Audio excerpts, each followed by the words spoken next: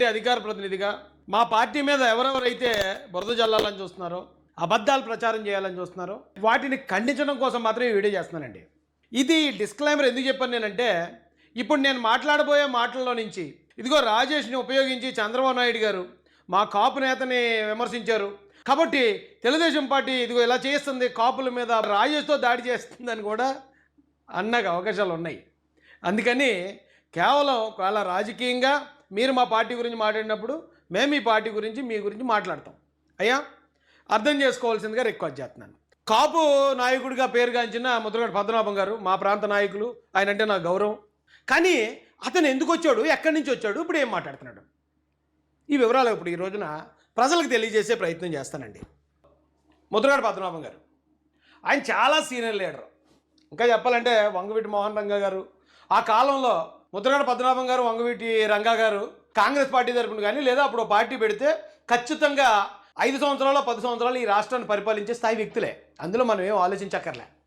కానీ ఈయన ఎందుకు కొన్ని పరిస్థితుల్లో కొన్ని రకాలుగా ఆయన ఎందుకు ప్రవర్తిస్తాడో నాకు ఇప్పుడు కూడా అర్థం అవుతుంది.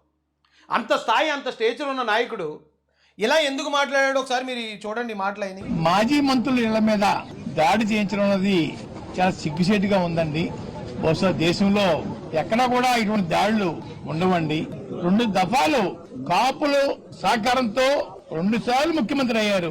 2 సార్లు కూడా కాపుల్ని టార్గెట్ చేసి అవమానం పాలు చేస్తా ఉన్నారు.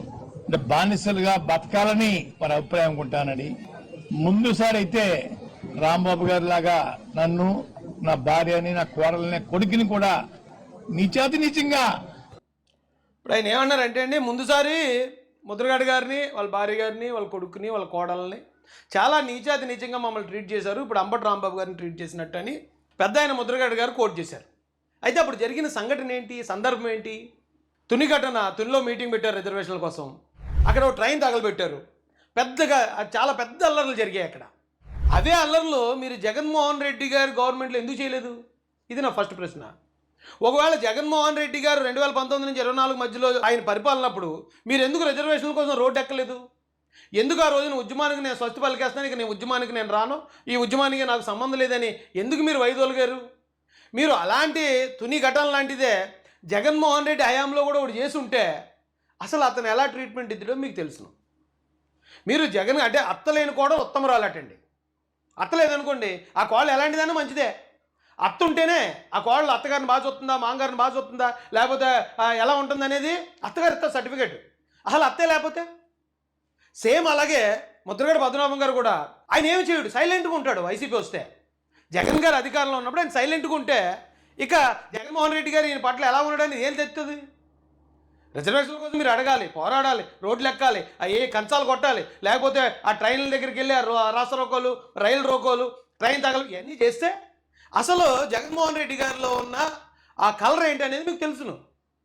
మీరేమో ఆయన వచ్చినప్పుడేమో సైలెంట్గా ఉంటారు, చంద్రబాబు నాయుడు గారు అధికారంలో ఉన్నప్పుడేమో మీరు కాపు రిజర్వేషన్లను లేకపోతే ఇవ్వను మరి మాట్లాడుతున్నప్పుడు మరి ఖచ్చితంగా అప్పుడు శాంతి భద్రతలో పరిరక్షించాల్సిన బాధ్యత చంద్రబాబు నాయుడు గారి పైన లేకపోతే డీజీపీ గారి పైన, హోంమంత్రి గారి పైన ఉంటుంది కదా.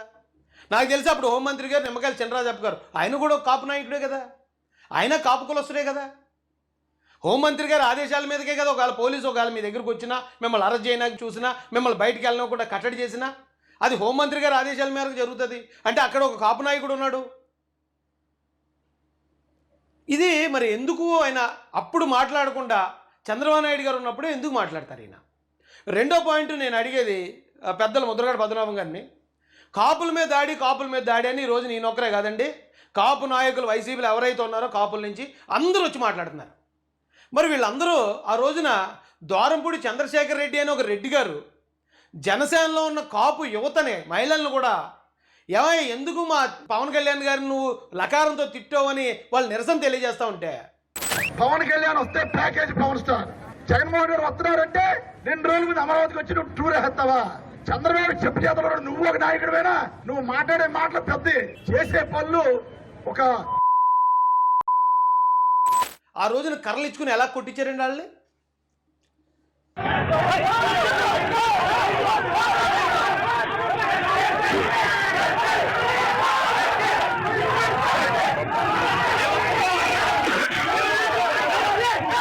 అంటే గొడవలు చూపిస్తామంటే మళ్ళీ గైడ్ లైన్స్ ఏదో రాంగ్ చూపిస్తుంది యూట్యూబ్. మహిళల్ని వాళ్ళని పరిగెట్టించి పక్కనున్న ఈ డ్రైనేజ్ కాలువలు ఉంటాయి కదండి, ఆ కాలువలో పడేసి మరి కుట్టారండి ఆ రోజున జనసేన వీర మహిళలు. అందులో అందరూ కాపులు ఉన్నారు, ఎక్కువ మెజారిటీ. మరి ఆ రోజున కాపులను అంత దారుణంగా కొట్టించిన ద్వారంపూడి చంద్రశేఖర్ రెడ్డి గారిని ఈరోజు కాపుల మీద దాడి అని మాట్లాడుతున్న ముద్రగడ గారు కానీ, లేకపోతే అంబటి రాంబాబు గారు కానీ, లేకపోతే గుడివాడ అమర్నాథ్ గారు కానీ, జక్కంపూడి రాజా గారు కానీ, తోట త్రిమూర్తులు గారు కానీ మీరు ఎందుకు ప్రశ్నించలేదు ఆ రోజు ఆయన్ని? ఏమండి మేము కాపు వైపు నిలబడేవాళ్ళం, ఆ కులం తరపున ఎదిగిన నాయకులం మీరు మా కులస్తులను ఎలా కొట్టిస్తారు? వాళ్ళు ఏమైనా తప్పు చేస్తే మీరు చట్టపరంగా చర్యలు తీసుకోవాలి, కానీ మీరు ఎలా కొట్టిస్తారని ఆ రోజు ఎందుకు అడగలేదు? ఈరోజు అంబటి రాంబాబు గారి మీద ఎవరైనా దాడి చేశారా? ఆయన ఎవరైనా కొట్టారా? ఆ ఇంట్లో మహిళలను ఎవరైనా కొట్టారా? ఏమండి ఆ రోజున పవన్ కళ్యాణ్ గారి అభిమానుల పేరుతో వెళ్ళి దెబ్బలు తిన్న మహిళలు అక్కడ ఉన్న వాళ్ళు కాపులు కదా? ఇప్పుడు మీరు చెప్పిన వాళ్ళే కాపులండి? ఏం న్యాయం సార్ ఇది? ఉన్నారు అంటే బానిసలుగా బతకాలని వారి అభిప్రాయం అనుకుంటానని. ముందుసారి అయితే రాంబాబు గారి లాగా నన్ను, నా భార్యని, నా కోడలని, కొడుకుని కూడా నీచాతినీచంగా కొట్టించడం, తిట్టించడం. మళ్ళీ అడుగుతున్నానండి, మీరు ఏమి చేయకుండా ఇంట్లో ఉంటే, లేకపోతే మీరు సామరస్యంగా ఒక నిరసన తెలియజేస్తే ఆ రోజున పోలీసు వారు వచ్చి మిమ్మల్ని కంట్రోల్ చేశారా? అంటే మనం చేసింది అది మర్చిపోతే ఎలాగా? మనకి ఎదురైన పోలీసు నుంచి ఎదురైందే మనం గుర్తుపెట్టుకుని అంతకుముందు మనం చేసింది మర్చిపోయటం, ఆ మర్చిపోయి చెప్పకుండా ఇది మాత్రమే చెప్తే ప్రజలు నమ్మేస్తారనుకుంటే ఎలా సార్? ఇంకా ఈరోజు అంబటి రాంబాబు గారు కూడా ఈ గవర్నమెంట్ వచ్చి 20 నెలలు అవుతుంది, ఆయన చాలా దారుణంగా మాట్లాడాడు గతంలో. కానీ ఆ దారుణంగా మాట్లాడిన మాటలకి ఈ 20 నెలలు ఎప్పుడన్నా అంబటి రాంబాబు గారి గురించి ఎవరన్నా తిట్టడం కానీ, ఆయన ఇంటి మీదకి వెళ్ళటం కానీ, లేకపోతే దాడి చేయనే ప్రయత్నం ఎప్పుడైనా చేశారా? మొన్న ఎందుకు జరిగింది? ఆయన రోడ్డు మీదకి వచ్చి పబ్లిక్గా లకారంతో పెద్ద ఆయన తిట్టారు కాబట్టి జనాల కోపం వచ్చి.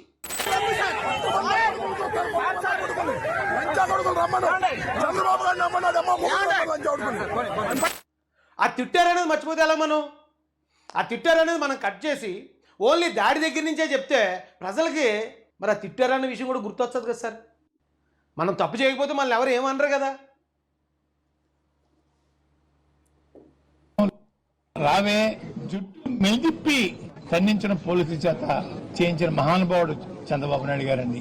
ఈ రోజు ఇదే పరిస్థితి రాంబాబు గారు జరిగింది. నేను ముఖ్యమంత్రిగా ఒకటి కోరుకుంటున్నాను, అయ్యా ఈ రోజు కాకపోతే రేపైనా మాకు జరిగిన అవమానం లాంటిది మీ మేడం గారికి, మీకు, మీ కోడల గారికి, మీ అబ్బాయి గారికి జరిగితే మీ ఫీలింగ్స్ ఎలా ఉంటాయో. ఒకవేళ అంటే మీరు కోరుకోవటం దాన్ని నేను తప్పట్టట్లేదు కానండి, నిజంగా చంద్రబాబు నాయుడు గారు రోడ్డు మీద కారు వేసుకుని వచ్చి ముద్రగడ పద్మనాభం గారినో, అంబటి రాంబాబు గారినో, లేకపోతే జగన్మోహన్ రెడ్డి గారినో లకారంతో ఆయన తిట్టాడు అనుకోండి, మీరు కోరుకోండి, ఇలా తప్పలేదు. మేము తిట్టినప్పుడు మాకు ఎలా జరిగింది, మీరు కూడా తిట్టారు కాబట్టి చంద్రబాబు నాయుడు గారు మీకు కూడా ఎలా జరిగితే ఎలా ఉంటుంది అని మీరు అడగండి, అందులో ఏ తప్పు లేదు.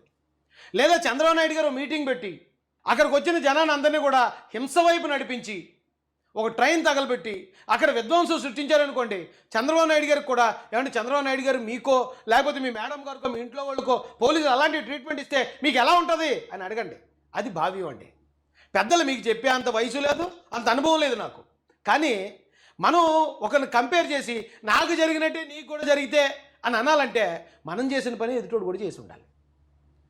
మనం చేసిన పని ఎదుటోడు చేయకుండా నేను ఈ పని చేశాను అందుకని నాకు ఇది జరిగింది, నువ్వు ఆ పని చేయకపోయినా నీకు కూడా అదే జరగాలంటాం, అది శాపనార్థాలు పెట్టడం అండి. ఆ శాపనార్థాలు కలియుగంలో పనిచేయవు. ఆ శాపనార్థాలు అనేవి ఈ యుగంలో పనిచేయవండి. కోరుకుంటా ఉన్నానండి, మేము బానిసలు కాదన్నయ్యా, పాకిస్తాన్ నుంచో ఆఫ్ఘనిస్తాన్ నుంచో వలస రాలేదన్నయ్యా, ఇక్కడే పుట్టాం, ఇక్కడే పెరిగామండి. కానీ నీచాతి నీచంగా మమ్మల్ని అసలు మీరు ముద్రగడ పద్మనాభం గారు మీలాంటి ఒక నాయకుడు, ఆ కాపు ఉద్యమాన్ని నడిపించిన నాయకుడు పార్టీలోకి వస్తే గతంలోనే మీకు ఒక 5-6 సీట్లు మీకు కేటాయించి ఉండాలి. జగన్ గారు ఇచ్చారా? కనీసం మీకు కూడా ఇవ్వలేదే. పోనీ ఇప్పుడన్నా మీకు ఏమైనా ఆ స్థానం, సముచిత స్థానం ఏమైనా కల్పించారా? అందులో ఏమీ లేదు. మీ అబ్బాయి గారికి ప్రతిపాడు నియోజకవర్గ ఇన్ఛార్జ్ అని ఒక చిన్న మాట తప్ప. ఈ చిన్న మాటల కోసమే మీరు జగన్మోహన్ రెడ్డి గారిని మరి ఇంత ఇలా మోస్తున్నారు. మేము ఎవరికి బానిసలం కాదని మీరు మళ్ళీ చంద్రబాబు నాయుడు గారిని మరి ఎలా, ఏ ఉద్దేశంతో అన్నారు నాకు అర్థం కాలేదు. ఇప్పుడు మీకు ఆ రోజున నేను విన్నానండి, యేసుదాస్ గారు ఏదో కాపునాడు ఉద్యమంలో పనిచేసిన నాయకులు వాసిరెడ్డి యేసుదాస్ గారు నాతో అన్నారు. మరి అది ఎంతవరకు నిజమో నాకు తెలియదు. కానీ అప్పుడున్న తెలుగుదేశం పార్టీ కాపునాడు ఉద్యమానికి కాపునాడు నాయకులకి 25 సీట్లు ఇస్తామని చెప్పి ఓ ప్రపోజల్ పెట్టారు. అప్పుడు ముద్రగడ పద్మనాభం గారు ఒప్పుకోలేదు. ఈయన ఎంతో 40 సీట్లు ఎంత అడిగాడు. అడిగితే ఆ వచ్చే అవకాశం కూడా మాకు రాకుండా పోయిందని ఆయన